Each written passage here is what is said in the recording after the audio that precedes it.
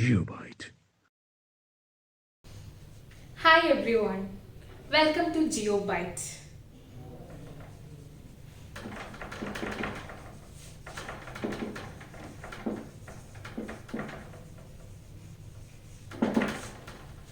Suppose I am doing an experiment to measure the resistance. I want resistance.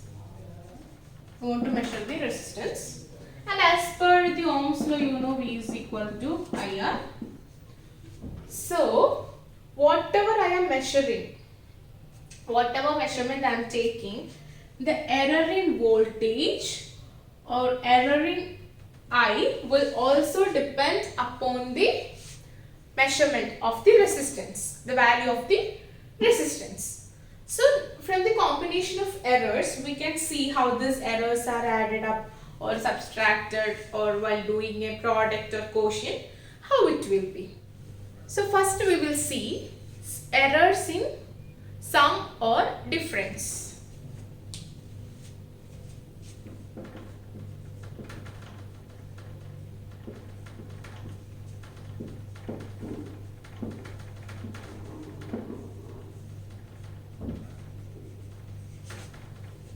Suppose if I have measured a quantity called A, and the error in A is represented by this. This is the error in A. I have to add two quantities, A and B. Okay. Delta A is the this thing, I mean absolute errors. Okay, delta and delta. So A and error in A, B and error in B. Now I have to measure, I have to add these two quantities. Say Z is equal to A plus B. I have to consider the errors also, right, while measuring it. So Z plus delta Z is equal to A plus or minus delta A plus B plus or minus delta B. That is equal to A plus B plus or minus delta A plus delta B. So, while adding two quantities A and B, the error in A and B is given by this. So, this is the error. This is in case of summing up or addition of two quantities. If we consider the difference, okay, saying two quantities, I want to find the difference between these two quantities. So let's say Z is equal to A minus B, right? So the error in Z can be written by A plus or minus delta A minus B plus or minus delta B.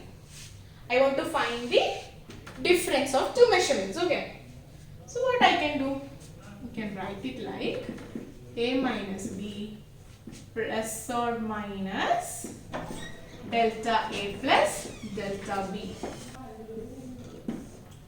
So this is the error. So from this, what can you find out? From this and this. In the case of summing up also, the errors were added up. In the case of subtraction, in finding the difference also, the errors were added up. In short, no matter what operation, like in the case of summing and summation and finding the difference, no matter what, the errors will always add it up. Errors will always add it up. See, as you can see here. Okay. Now we will see what will happen in the case of product and quotient. Before moving on to that, I will show you a simple example of this errors adding up in the case of summing and difference. you can also do the problem along with me. This is the simple addition and subtraction problem. Suppose if I have a measure, if I have measured a length 10 plus or minus 0.1 centimeter and L2 is equal to 15 plus or minus 0.2 centimeter. I have to add, I want to get the sum and difference of these two values. How will I do it? First I will do L1 plus L2, which is equal to 10 plus or minus 0.1 plus 15 plus or minus 0.2. That is equal to 10 plus 15 plus or minus 0.1 plus 0.2, which is equal to 25 plus or minus 0.3 centimeter. Now I wanted to find the difference.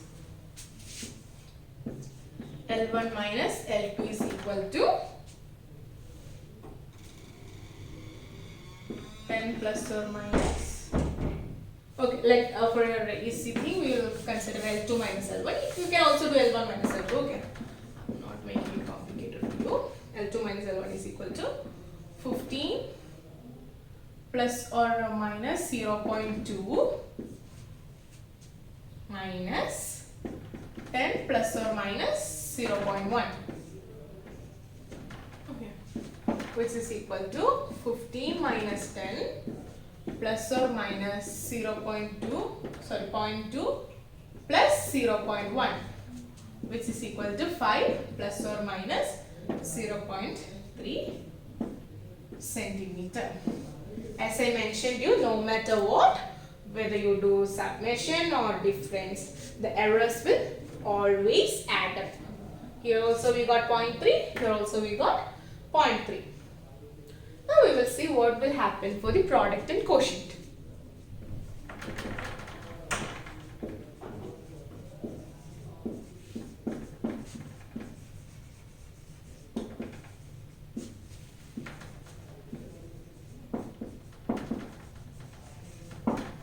We will consider our same quantity.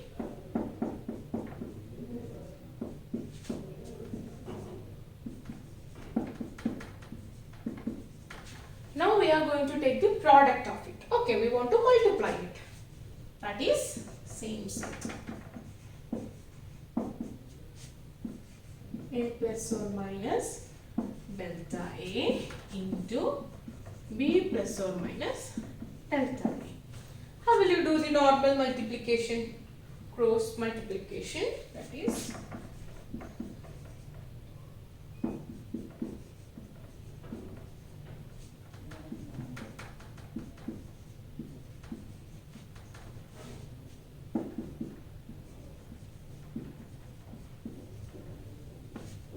now we will multiply the whole equation with. So this is the just cross multiplication, AB, A delta B, delta AB, delta A, delta B. Now I am going to divide this by AB and divide this by set. Okay. So plus or minus delta Z by Z is equal to 1 plus or minus delta B by E plus or minus delta A by A plus or minus delta A delta B by AB.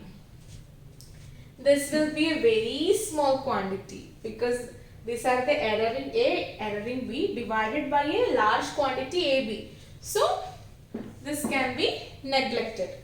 Okay, so we will take care of only this terms. So now, sorry, here one was there because set by set plus or minus delta Z divided by set.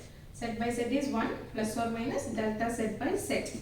So here will be 1 plus delta Z by Z equal to 1 plus or minus delta B by B plus or minus delta A by A. So 1 both sides will cancel out. So what we are getting is delta Z by Z is equal to delta B by B plus or minus delta A by A. What was this? This was the relative error. You remember?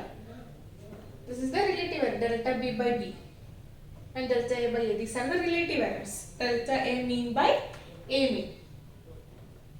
Right. This you should note down. Okay. So the maximum relative error in the measurement will be delta Z by Z is equal to delta A by A plus delta B by B.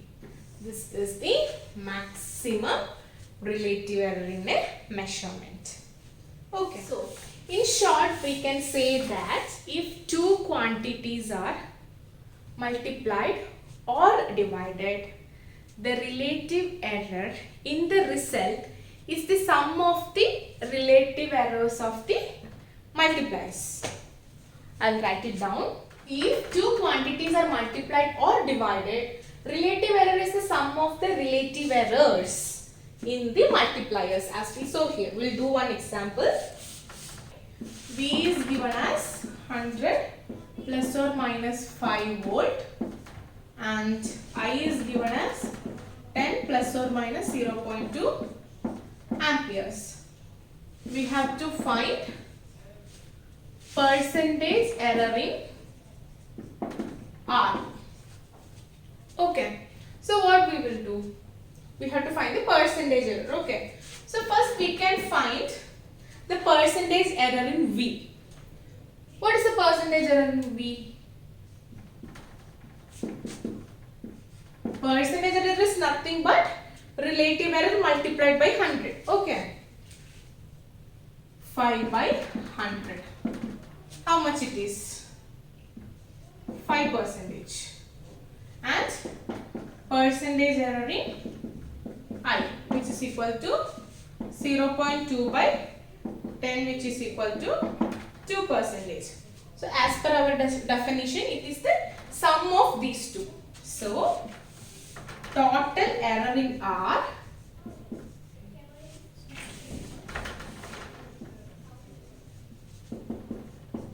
is equal to 5% plus 2%, that is equal to 7%.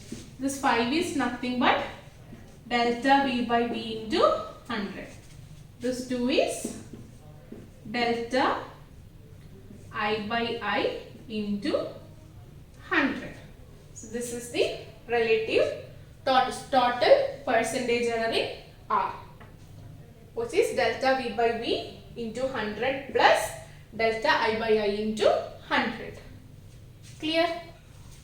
Now we will do another example, that is using resistance. We will find the effective resistance which is in series and parallel connection. Okay. So R1 is given as 100 plus or minus 3 ohm and R2 is given as 200 plus or minus 4 ohms. The question is to find the effective resistance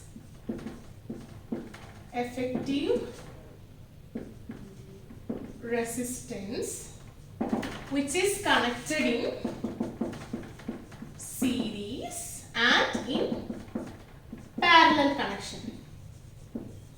You know, series connection, R effective is nothing but what? R effective is R1 plus R2. This is in series connection. Okay. So that is 100 plus or minus 3 plus 200 plus or minus 4.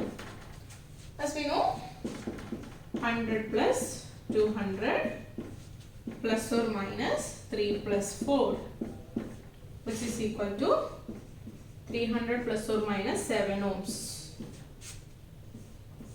This is the R effective which is connected in series. Now, in case of parallel, the equation is 1 by R effective is equal to 1 by R1 plus 1 by R2. For solving this, you should know the differentiation, how to do the differentiation that you will be learning in mathematics properly. So, just for doing this problem, I will tell it in a very simple manner. Okay. If you are going to differentiate some quantities like x cube, if you want to find d by dx of x cube, how will you differentiate this? That is 3x square. The differentiation of this x cube will be 3x square.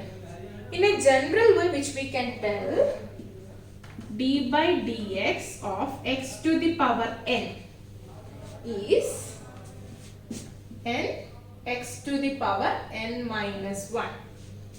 3 minus 1 is 2. So, this n is 3 here, n minus 1 is 2.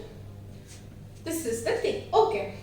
Similar to this, we can differentiate this thing, this equation. Okay.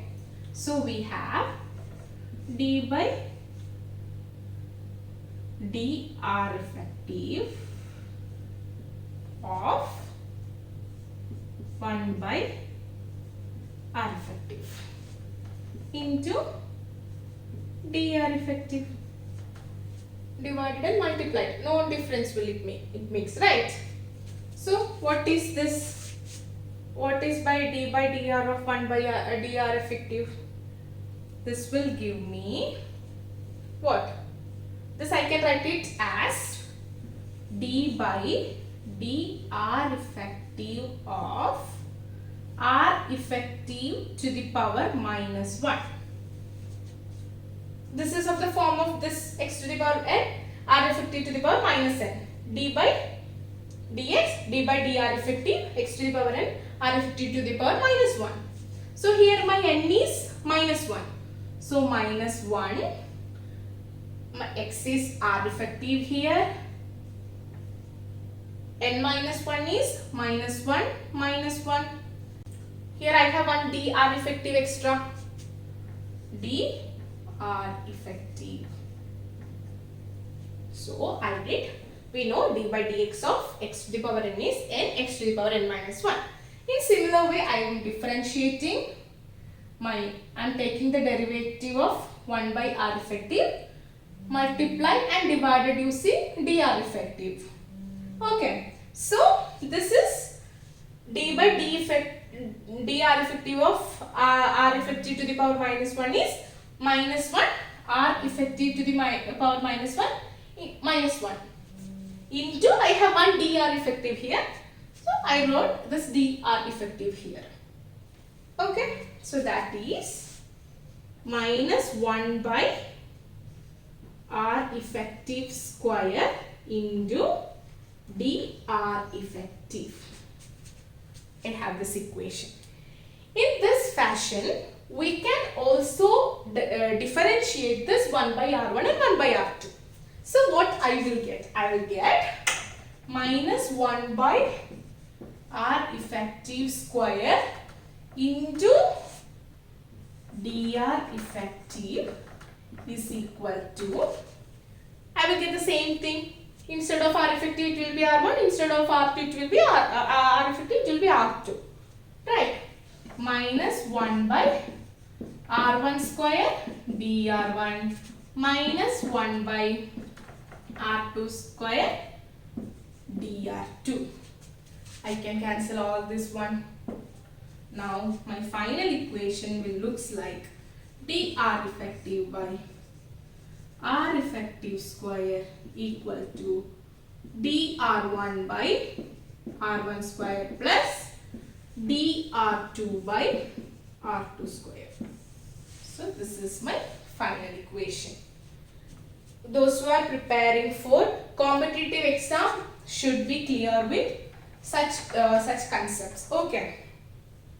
Then this dr2, this dr is represents the error in the measurement. Okay. Now we have r1, r2, errors in r1, r2. So d r effective by r effective square is equal to 3 by 100 square plus 4 by 200 square. We want to find the dr effective. For that, we know the equation. 1 by r effective is equal to 1 by r1 plus 1 by r2. So r effective is equal to r1 r2 by r1 plus r2. So that is equal to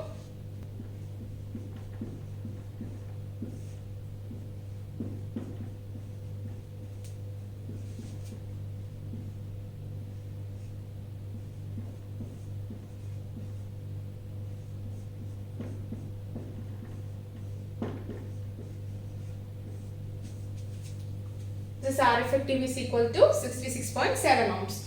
So we have to substitute this here. That is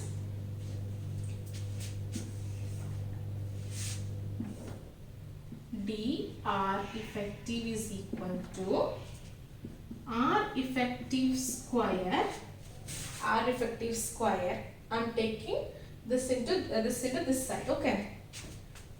3 by 100 square plus 4 by 200 square. I know what is R effective. 66.7 square into 3 by 100 square plus 4 by 200 square, which is equal to 1.8 ohm. So we have got the R effective and the error in that. So what we did, I will explain it once again. Our question was to find the effective resistance connected in series and parallel. Series, we did just addition and we added the errors. Then in parallel case, we know this is the equation. So we know our answer should be in the form of R effective plus error in R effective, right? Error in R effective. So first we don't know what is this R effective also. So we first found the R effective. That is what from the equation 1 by R effective is equal to 1 by R1 plus 1 by R2. Cross multiplied it. We found the R effective. That is 66.7 ohms. Now we want to find the error in R effective. So what we did? We take the differentiation. So by doing the differentiation, we got a form that dR effective by R effective square is equal to dR1 by R1 square plus dR2 by R2 square. This dR effective or dR1 and dR2 are nothing but the errors. That is the delta. Okay.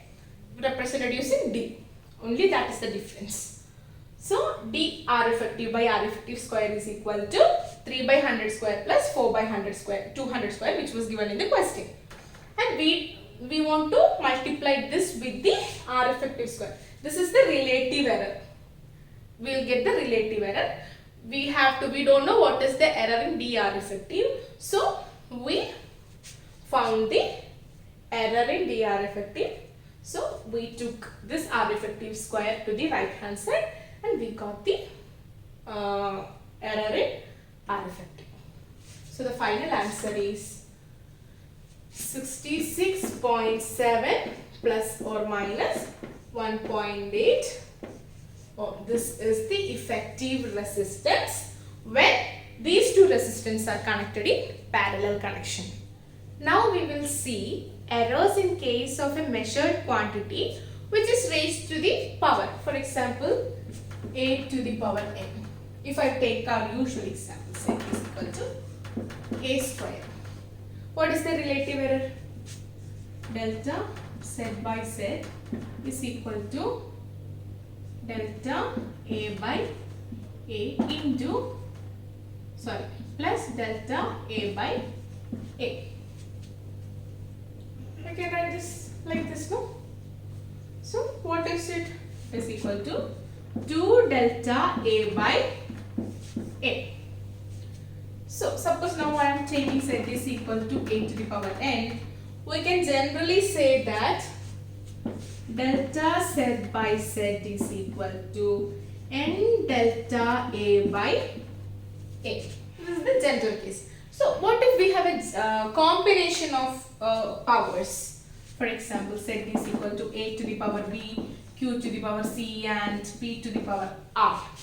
Then we can find the relative error like b delta A by A plus c delta q by q plus r delta p by p. This is the relative error of this combination. Okay, so if I am using some numbers, I will give an example as a number. My quantity z is equal to a to the power 4, b to the power 1, let it be 7, by q to the power 3 by 7 into p. How will you find the relative error in this case? Delta z by z is equal to 4 delta A by A plus 7 delta B by B plus 3 by 7 delta Q by Q plus delta P by P. This is how you should find the error. I'll give you another example which is also solved in your Ncert book using that equation of time period. That is t equal to 2 pi root of L by G using this equation. So the question is period of oscillation of a simple pendulum, that is t equal to 2 pi root of L by G. And the measured value of L is given as 20 plus or minus 0.1 centimeter and time is given as 90 plus or minus 1 second. We want to find the accuracy in G. So we want G. So we will square this equation. Y square L by G. So G is equal to 4 pi square L by T square. This is a constant term. Okay. So now we have to find the error in G, right?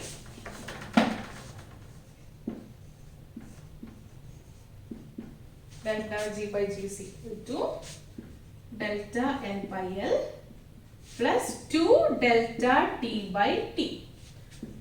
So what is that? Delta L by L is equal to 0.1 by 20 plus 2 into 1 by 90, which is equal to 0.27. This is the relative error.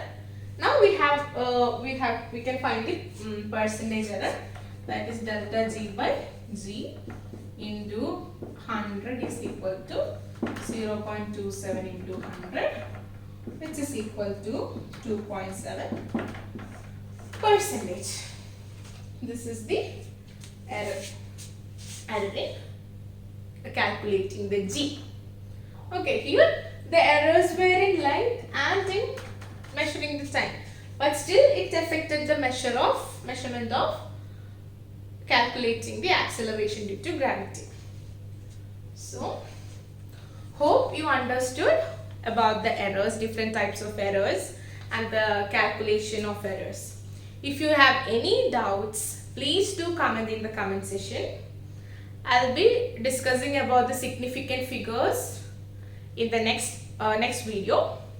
So thanks for watching. GeopByte.